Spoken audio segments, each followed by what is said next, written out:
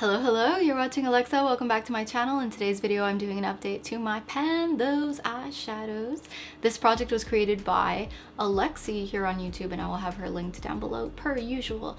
And yeah, I have not worn that much. I feel like I intro these videos exactly the same, and I apologize. I don't want to seem redundant, but I work full time, I'm a caregiver, and once in a while I have a Cinderella like Friday or Saturday night, and I don't necessarily want to look like Mimi from the Drew Carey show. And if you don't know what that reference is, holy moly, I am old and you're young, and what? What? If you didn't know it already, if you're new to my channel, I project pan, but I'm not, I'm working more on a rotational basis, and I'm not trying to drill holes in my palettes this year because I got some new eyeshadows, and then I have tons of old shadows that I really haven't used very intensely.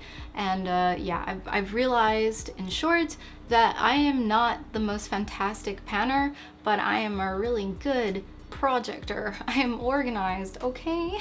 So let's get into the first eyeshadow that I'm gonna roll out of this project. It is from the Age of Opulence palette by Beauty Bay. Love this palette. Don't wear it all the time. I am wearing a color that's actually not in this project, which is I topped my look with Revival right here, but what I had in my project was Decadent, and this was in my project for quite a few months because I use it sparingly. You know, it's this like really sparkly blue color that I like, so I usually use it as a topper on the lid, and a couple of times I used it as a liner, but it's a little bit difficult to use if you're not using with your finger. It just doesn't transfer very well on a brush, and actually if you use a brush with these eyeshadows, they will just dent and look gross.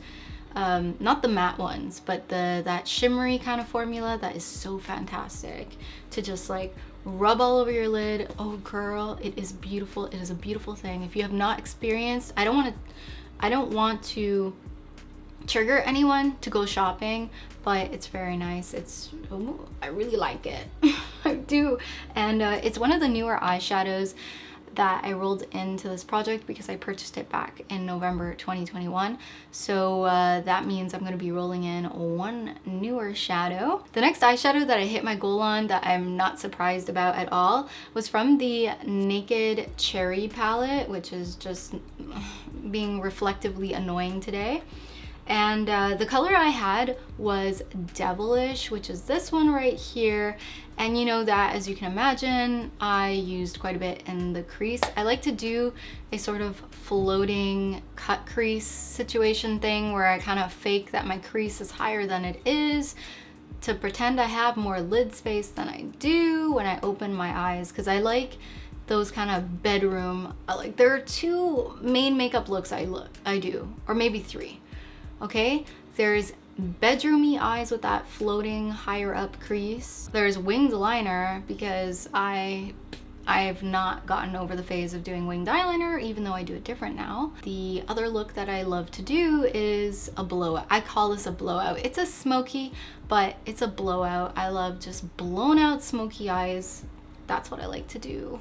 So I used that 10 times and I'll be rolling it out. So we're rolling in one new eyeshadow and one old eyeshadow, and let me get into the progress that I have in the other shades. So for MAC Stars and Rockets, I used it 7 times, not counting today's use because that'll count for the next update. I'm actually wearing it in the inner corner up here, and I really like that. I use this as a topper shade a lot.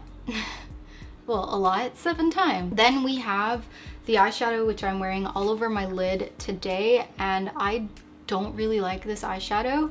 I think I'll probably declutter it. Okay, today is the first time I actually liked how it looked when I used it, because what I did was I took a bit of the blue right here, put that all over the lid up to the crease, and then I took a bit of that greenish color and blue and kind of did like some lid business, you know, kind of faded out that. What is language? What are words? What is English? I don't know, but hopefully you understand what I mean. And then I popped in MAC Stars and Rockets in the upper inner corner, blew that out and I really liked it. But not down to look like Mimi from the Drew Carey show all the freaking time. I don't know why I keep making that reference.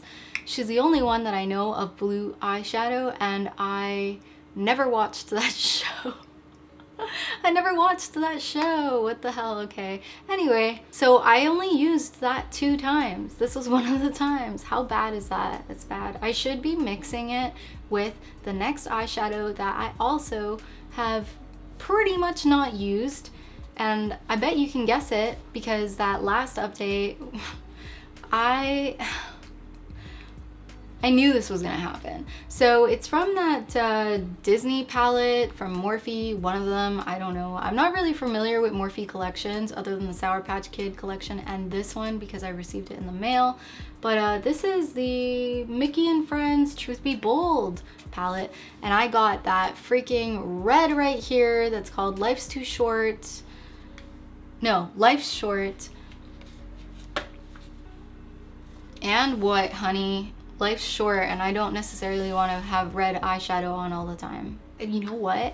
Now I'm thinking I should be mixing it with this blue because if I use it with a blending if I use it with a blending brush and use the blue in that, it would make a purple, and then I just pop a shimmer on top and call it a day, baby girl. Call it a day. For a companion shade, I went ahead and pulled out the Wet n Wild palette that I have just because it's one of the most heavily used palettes that doesn't take up a lot of space in my makeup drawer. And I was mostly using this transition shade on top. This is the Rosé in the Air palette, by the way. And sometimes the one down here, but mostly the one on top because it's more neutral-ish. It's time to roll in some new colors. Okay. 190 is gonna be our old shade and 506 is gonna be our next shade, so I'm gonna go get them. Pray for me. Okay, I'm back and I'm not angry. The first thing I have is one of those CoverGirl TruNaked palettes. I got the shade in Ginger, and this is the Goldens palette. This one right here, this palette straight up smells like, you know when you borrow your mom's makeup in the 90s? Has that old lady makeup smell that I feel like eyeshadows don't smell like that anymore. Is it possible it's just some like old CoverGirl formulation that smells that way? I don't know. I'm sure it's still okay though. I'm sure. And the newer shade that I rolled in is from the Beauty Bay Wilderness palette, which, honey, I'm happy about this. And I got the shade in Marigold, which is, oh, okay. This yellowy shade, yellowy orangey shade. You see this dent right here? My mom did that when she borrowed this palette because she used a brush. And I told her, don't use a brush with those shimmery eyeshadows. And what did she go do? Uses a freaking brush with it. Alexa, I dented your eyeshadow and I used the brush like you told me not to. Telling you, it'll mess up your palette. Anyways, Marigold, that yellowy.